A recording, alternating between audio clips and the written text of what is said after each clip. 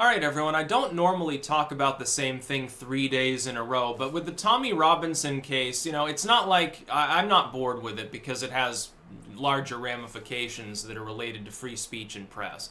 I don't think any of you, for the most part, are going to get bored of it after a third video, because there's one thing I didn't even originally realize, which is extra terrifying.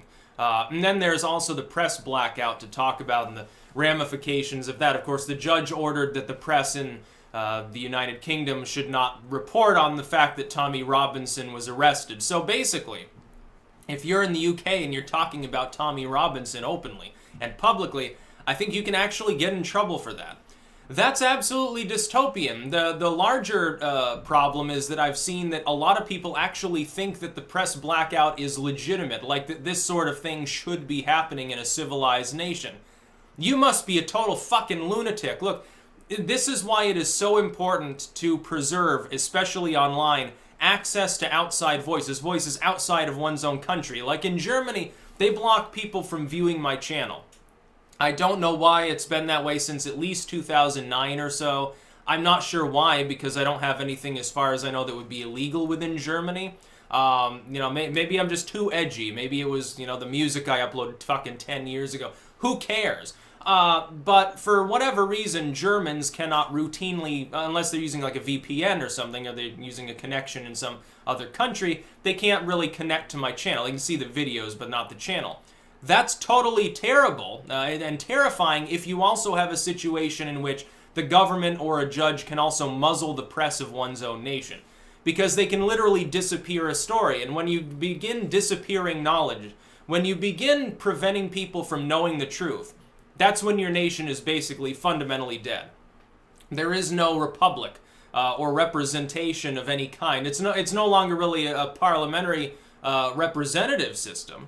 It may be a parliamentary monarchy, or I don't even know exactly at this point what you'd call the UK. So a judge, in other words, can just unilaterally say, no, you can't even report on this case. I'm going to if the BBC reports on this, there's going to be problems. We're going to get them journalists in. So you can't even talk about Tommy Robinson. Yeah, so all you people in the UK that were spreading awareness and protesting, oi mate, you're not allowed to do that no more because the judge tells you it's bad, I guess. Yeah, but I found out that he wasn't even allowed access to his lawyer when he was summarily hauled in and sentenced on, I guess, the same fucking day. How many hours did it take between the time when the bobbies came and dragged him into a van and when the judge said, oh, you're breaching the peace, you're breaching, whatever related to your prior arrest, apparently, because he was on a suspended sentence and he wasn't supposed to, I guess, do journalism.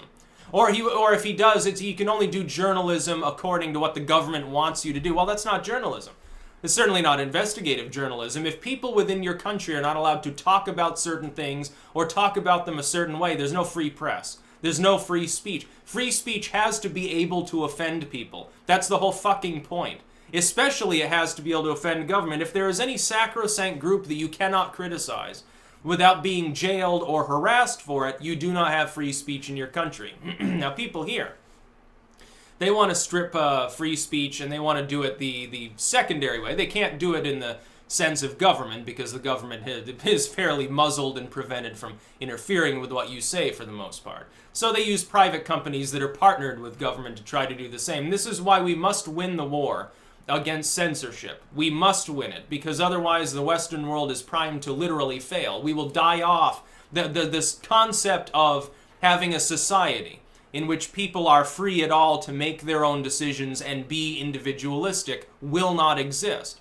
Then we have people offering you various political snake oil cures for this problem that usually boil down to more authoritarianism than you had before, which is exactly the problem. But in the UK, they're already under authoritarianism. It's like I was remarking, and this is sort of grave humor almost, remarking the other day. If you're worried, if you're worried in the UK about being taken over by Nazis, don't worry, you're already being run by totalitarians anyway. You're already in a totalitarian state. There are cameras everywhere. Government won't keep you safe and won't let you keep yourself and your family safe. Tells you what you can fucking report on. So what freedom exactly do you have? The freedom to be a moron? The freedom to be a sheep? The freedom to go to the Orwell statue and see there are 5 cameras aimed around the square? Wonderful, wonderful, absolutely great. The freedom to be in a former power, basically, that's beginning to be supplanted by India, yet another one of its former colonial possessions. India will be more free than the UK before too long, because the way the UK is going is just go, fucking don't even bother with Brexit. Stay in the EU and deal with their totalitarianism. I fail to see the difference. This is another problem with certain nationalistic groups. They just want to lower the level of abuse that happens, not in terms of an absolute total. It's like, well, the EU is abusing us. This is terrible. We need to remove ourselves from it. But, we can abuse people on the national level because it's a representative government harassing them constantly. I don't quite understand that. It doesn't make any sense. What's the point of being a sovereign nation if the sovereign nation is worthless? Is run by people that are worthless? A nation, ultimately, its course, whether it becomes good or bad, has something to do with the capabilities of those in a position to govern its movements. Now, if you have a really libertarian system, that's almost more just a statement about the free market, oddly enough.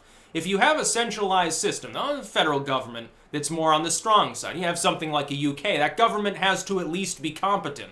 Yours is not. I'm telling you right now, the British government is not competent. They're illegitimate at this point, practically. You can't even talk about it. You British posters can barely... You have to be very careful when you talk about Tommy Robinson. I don't. I can say I think that the British government are a bunch of crazy people. I'm not going to get in trouble for it, but you might. Don't you think that's a little bit of a problem? And then there were people saying, oh, yeah, but we're so much... all I see is a bunch of Americans parading their First Amendment rights. We're trying to show you what you're missing. That's the point. That's why we fought a revolution against the same government you are currently dealing with. At the time, by the way, our ancestors were British citizens. They were basically you. Don't you fucking understand that? And the government, their own government, sent troops in to disarm them and to tell them what they could and could not put on the printing press and to quarter soldiers in their homes against their will when they were dealing with riots and shit. And taxing them up the ass without letting them actually address their grievances on a fiscal level. Yeah, and the fact that their tea sucked, and it still does suck. Your colonies have better tea than you. Oh, that one will really piss off all the British viewers here. Come on. What freedom do you have? Can't even own a butter knife. Yeah, wonderful. No, I think it's wonderful to be on this side of the Atlantic, and I don't want anyone from the UK to think like I'm, bad-mouthing you or something, but your country's falling apart. It's very, very visible from this side of the pond. Some of you don't see it because of shit like this. A muzzled press, muzzled population. The biggest risk is that you start being afraid to speak out against these injustices. That's a way, way bigger problem than the injustices themselves. When people begin self-censoring, that's the death knell of freedom.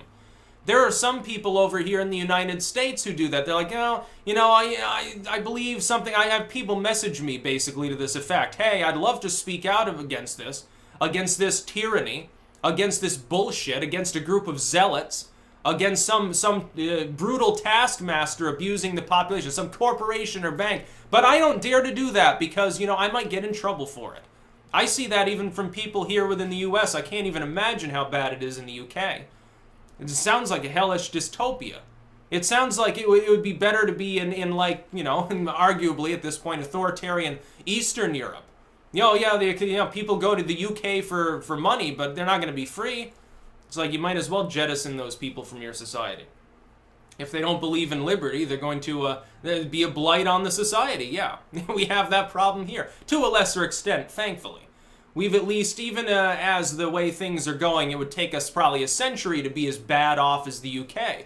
But we don't even have to go down that road. We don't have to. We're the United States. That would be my advice. We don't need to follow Europe. We should be leading.